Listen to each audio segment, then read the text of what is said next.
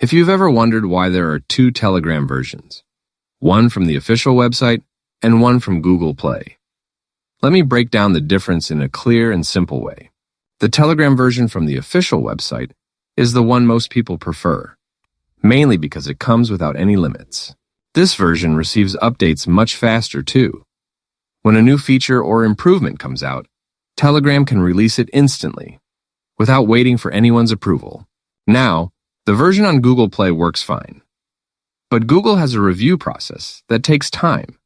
Every update must be checked and approved, which means you'll get new features later than users who installed Telegram directly from the official site.